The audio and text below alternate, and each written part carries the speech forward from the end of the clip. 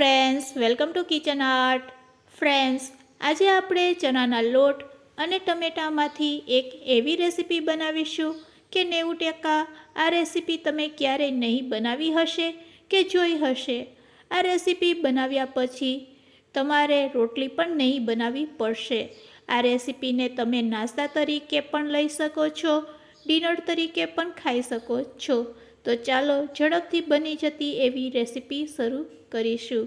Recipe સારી લાગે તો લાઈક અને શેર જરૂરથી કરજો.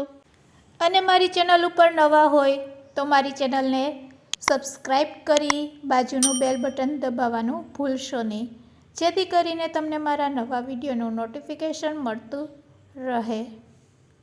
ખૂબ જ ઝડપથી આ રેસીપી બને છે.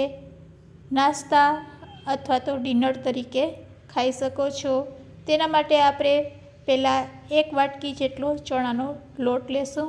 હવે આ ચણાના લોટને આપણે મિક્સિંગ બાઉલમાં લઈ લેશું અને તેમાં થોડું થોડું પાણી આપણે એડ કરીશું. ફ્રેન્ડ્સ, એક ધારું અહીંયા આપણે પાણી એડ કરવાનું નથી. આ રીતે આપણે થોડું થોડું પાણી એડ કરતા જઈશું અને એક બેટર રેડી કરીશું. તો તમે જોઈ શકો છો કે આ રીતે ફેટવાથી તેમાં ગઠ્ઠા પણ રહેતા નથી અને ચણાનો લોટ સરસ ફેટાઈ ગયો છે. તો બસ હવે આપણે થોડુંક જ પાણી નાખીશું.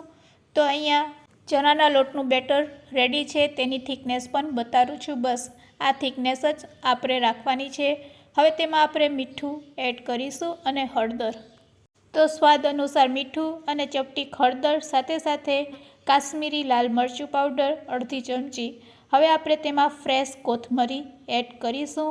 આ કોથમરીને તમે આ રીતે સાફ કરીને કટ કરીને ફ્રીજમાં એરટાઇટ બોક્સમાં રાખશો તો તે બગડતી નથી.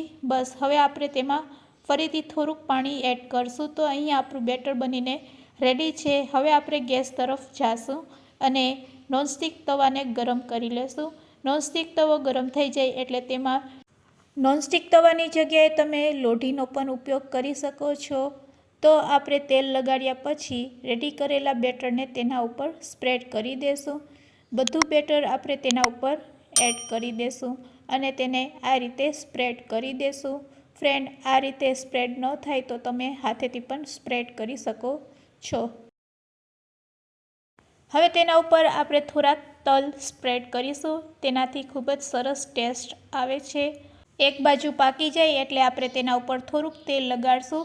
તમને જોતાં જ ખ્યાલ આવી જશે. તો હવે આપણે તેના ઉપર તેલ લગાડશું. હવે તેને આપણે ચાકુ અને તવેથાથી આ રીતે સાઈડમાંથી કાઢી લેશું અને પલટાવવા માટે આપણે થાળી અથવા તો છીબાનો ઉપયોગ કરીશું. ડાયરેક્ટ જ તવેથાથી નહીં પલટાવશું, નકર તૂટી જશે. મોટી સાઇઝ હોવાને કારણે આપણે આ રીતે છીબાનો ઉપયોગ કરીશું. તો એક બાજુ પાકી જાય એટલે છીબાથી તેને પલટાવી લેશું અને પછી ફરીથી નોનસ્ટિક તવા ઉપર તેને આ રીતે રાખી દેશું. એટલે બંને બાજુ સરસ પાકી જશે. તો બંને બાજુ સારી રીતે પાકી જાય એટલે આપણે તેને ફરીથી છીબા ઉપર આ રીતે લઈ લેશું. તો ફ્રેન્ડ્સ, સરસ આપણો નાસ્તો બનીને રેડી છે. હવે તેને આપણે ઠંડો થવા માટે રાખી દેશું. ત્યાં સુધી આપણે આગળની પ્રોસેસ કરશું. તેના માટે આપણે ગેસની ફ્લેમ ચાલુ કરીશું. એક કઢાઈમાં આપણે થોડુંક તેલ ગરમ કરીશું. તેલ ગરમ થાય એટલે તેમાં લસણ આદું એડ કરીશું.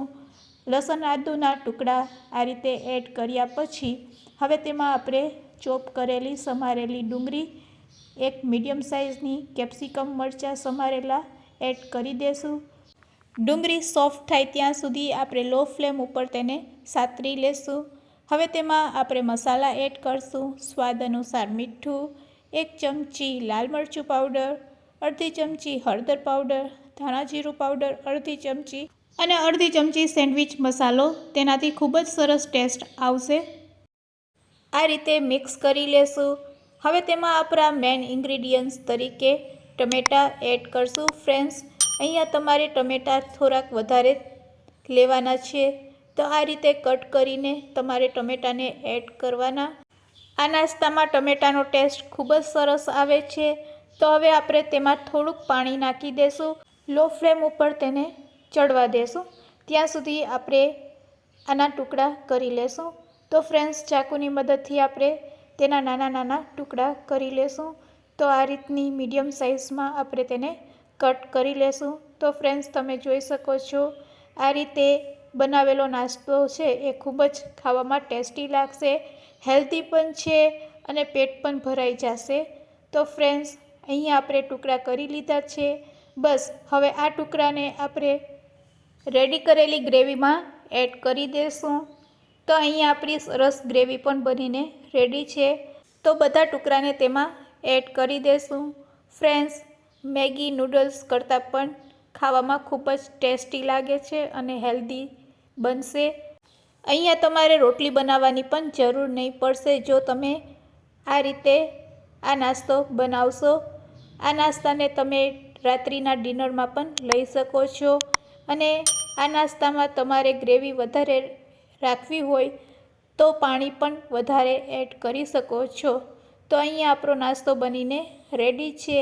ખૂબ જ સરસ ટેસ્ટી એવો નાસ્તો બનીને રેડી છે અને આમાં જે ટમેટાનો સ્વાદ આવે છે તે તો ગજબનો હોય છે. તો હવે આપણે ગેસની ફ્લેમ બંધ કરી દઈશું. ઉપરથી થોડી કોથમીર સ્પ્રેડ કરીશું અને ગરમા ગરમ જ આપણે સર્વિંગ પ્લેટમાં તેને લઈ લેશું. તો સરસ ટમેટા અને ચણાના લોટનો નવો નાસ્તો બનીને રેડી છે સર્વ કરવા માટે. તેને આપણે ટમેટાથી ગાર્નિશ કરીશું. એકદમ સરસ યુનિક નાસ્તો બનીને રેડી છે સર્વ કરવા માટે. ફ્રેન્ડ્સ, આજની આ રેસીપી તમને કેવી લાગી તે મને કમેન્ટ્સમાં જરૂરથી કહેજો અને રેસીપી સારી લાગી હોય તો શેર કરવાનું ભૂલશો નહીં. Thanks for watching. ફરી મળીશું એક નવી રેસીપી સાથે.